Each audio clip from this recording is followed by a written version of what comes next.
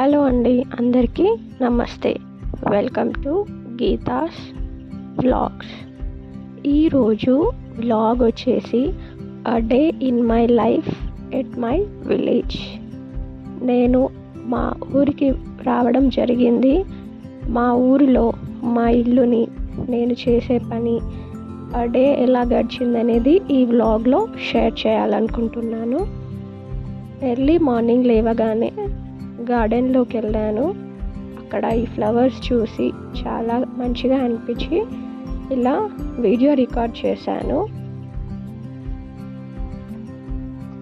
అలా మార్నింగ్ లేవగానే ఆ సన్ని చూస్తూ అలా బ్లాసమ్ అయిన ఫ్లవర్స్ని చూస్తే మనసుకి ఒక రకమైన ఆరోగ్యపరంగానైనా మానసిక పరంగానైనా చాలా సంతోషం కలుగుతుంది. మనిషికి కావలసినవి సుఖం, సంతోషం, శాంతి, ఆనందం.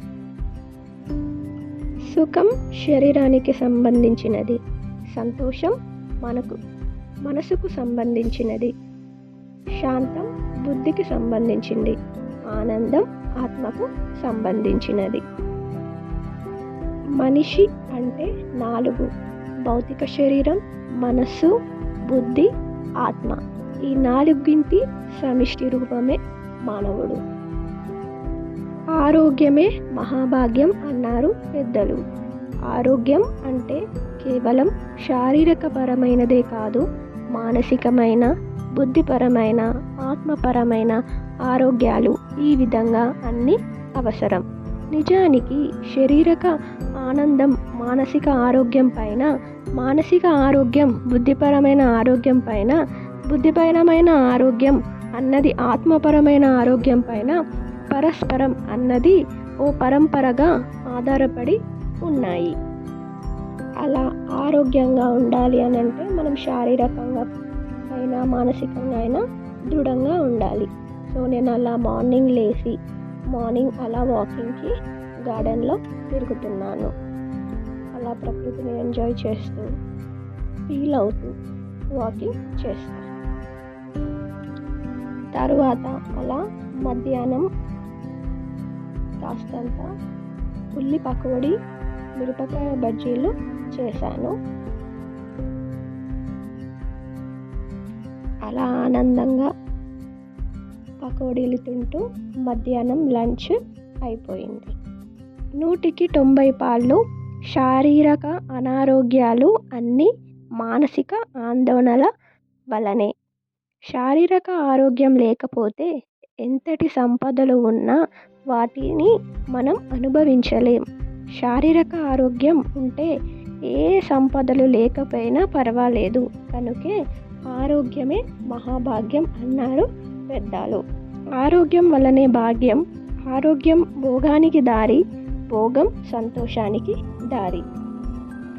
అలా మధ్యాహ్నం లంచ్ పూర్తి చేసుకున్న నేను ఏదైనా ఒక బుక్ చదవడానికి బుక్స్ కాలం దగ్గరికి వెళ్ళాను. అలా కొంచెం బుక్స్ చదివిన తర్వాత ఈవినింగ్ మళ్ళీ గార్డెన్కి ప్రయాణం చేశాము. అలా ప్రకృతిని ఎంజాయ్ చేయడానికి మేము వెళ్తున్నాము. అలా మేము నేచర్ దగ్గరికి గార్డెన్లోకి వచ్చి అలా కొంచెం సేపు సరదాగా గడిపాము. ఫొటోస్ దిగుతుంటూ, రీల్స్ చేసుకుంటూ అలా మా సాయంత్రాన్ని కూడా ఆనందంగా గడిపాము. నేను ఈ వీడియో ద్వారా ఏం చెప్పాలనుకుంటున్నానంటే, మనసు దుఃఖం, బుద్ధి ఆనందం. మనస్సు అసత్యం, బుద్ధి శాశ్వతం. మనస్సు అశాశ్వతం, బుద్ధి శాశ్వతం. మనస్సు పరిపరి విధాలుగా, బుద్ధి ఏక విధానం.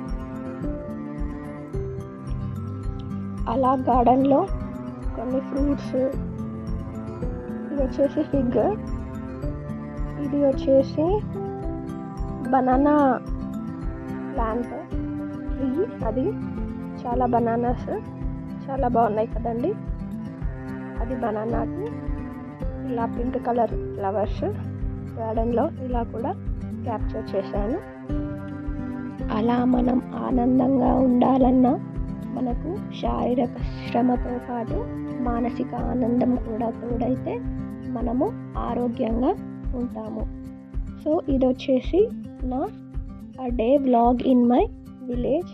నేను నా ఫొటోస్ కొన్ని ఇలా షేర్ చేశాను. Thanks for watching the video.